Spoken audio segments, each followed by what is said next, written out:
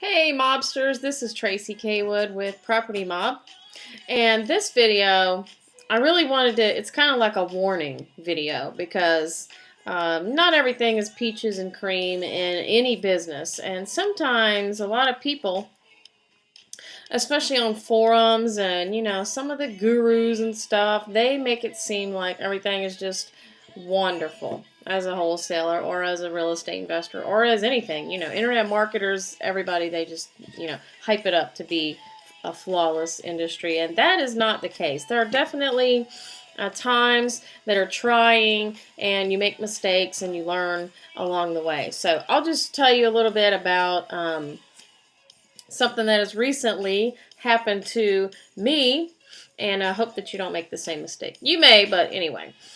So last year, 2012, it was my ultimate goal to outsource the entire business. So I didn't want to do any part of the business, or very minimal, just micromanage.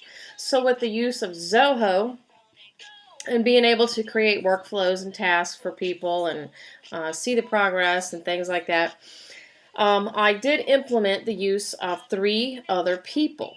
I hired a virtual assistant from Odesk.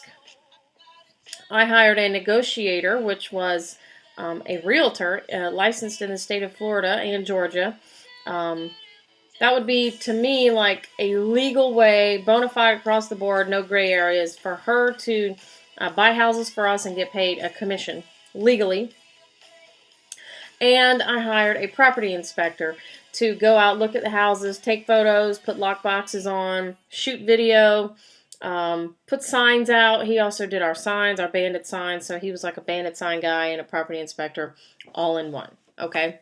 So all of the training went down, and all these people were trained to the best that I thought they could be trained to do their job.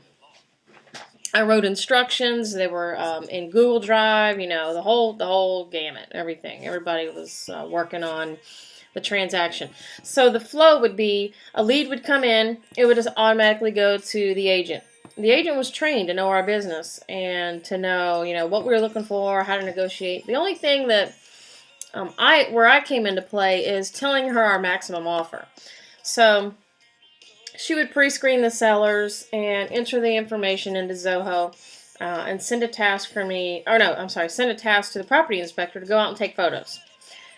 So he would do that, and he would upload the photos in a Dropbox and create a task for me to review the information and put in a maximum offer for our negotiator to go back to the seller and work the best deal out with. So, of course, she would have our max, and she was trained to start lower than that. Fine. Once a contract was in place, then it goes to the virtual assistant, and she, processed the file from there. Well, I got all that working and in place by about mid-year 2012. Things were going fine. Everything was working fine. I was like, this is amazing. Of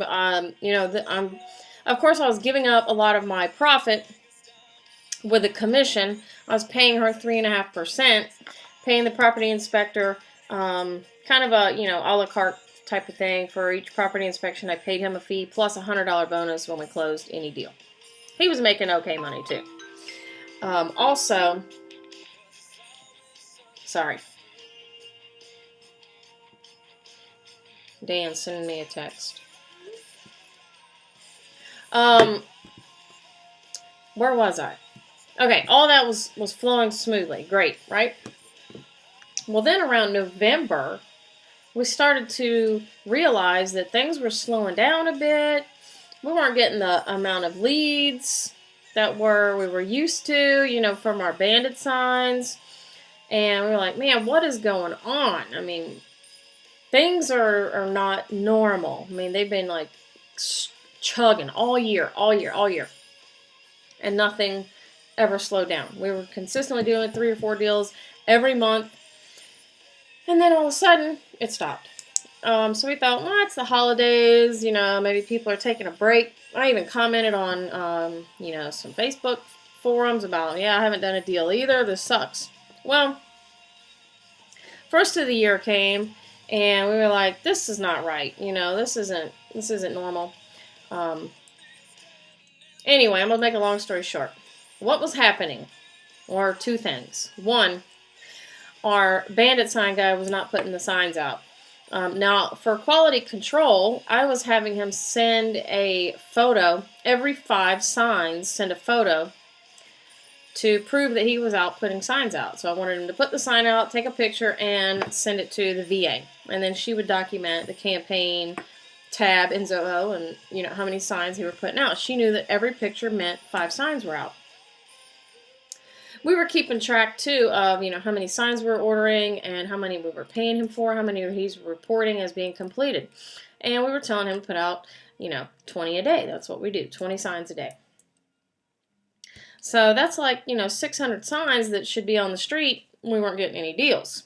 This is not right. Okay, something is wrong here. It's okay to put out 100, maybe 150, you know, and not get a deal. That's okay. But not 600 and not get a deal. So, and then the other problem was there wasn't adequate follow-up being done by our negotiator. So if we go back, you know, time is of the essence with everything that you do in this business. If you're not right on top of stuff, right on top of following up with the seller, guess what? They're going to call someone else and sell the house to somebody else. Plain and simple. So if I go back to Zoho and I look at the notes, and I would make a note and say, you know, call the seller back and tell him this or tell him that or make him this offer, the follow-up wasn't being done. So that was problem number 2. Easy fix, you know, we took over our negotiating again, that's what I'm the best at. So I'm like, forget it, I'll do it. And then we started researching the sign guy, a property inspector. He was doing the property inspections, no problem. You know, you can't hide from that. But then we started, you know, asking for inventory counts on the signs. How many do you have? How many have you put out? What do you have available? You know, we've ordered some more. Go pick them up and put them out. And he was absolutely hoodwinking us on the signs. So he was sending me photos that were claiming that signs were being put out and they really weren't. He was using old photos from when he was putting the signs out and sending them to me again, saying he was putting them out, you know, like real time. Okay, that's bullshit. How we discovered this is he was also driving our van that we had wrapped that says Tracy Buys Houses. The whole van is wrapped, has the website, our phone number. And he called and said the van doesn't start. I need some money to fix it. I don't know what's wrong with it. I need to tow it somewhere. We're like, nah, we'll come over and Dan will check it out, right? So he did that.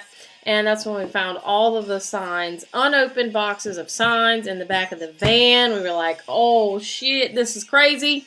This is cray. He hasn't been putting our signs up. Those 400 signs in the back of the van, all dated, you know, in December, January, when things started to go to hell. So he's fired. The VA is perfect, okay? She's great. No problems with her. She does her job. And you know why? She's not American. I always rant and rave about Americans being lazy and non-productive and they don't want to do their job. And once again, I have proved that fact to be true. The VA does her job. She's very thorough. She makes a few mistakes, but, you know, no problem. She never hides it or tries to cover it up or she doesn't lie. So I wish I could hire a virtual assistant to negotiate my deals. I'm telling you, wow.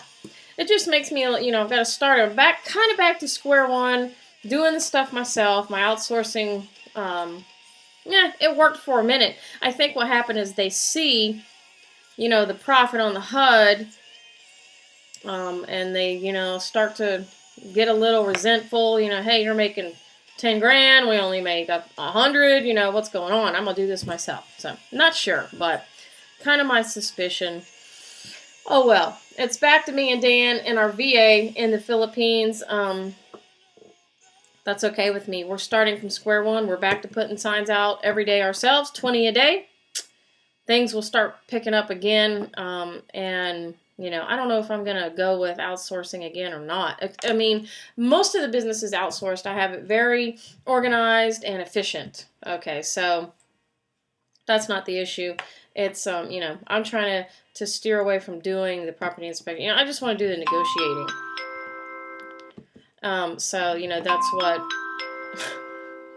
That's what I'm trying to get to.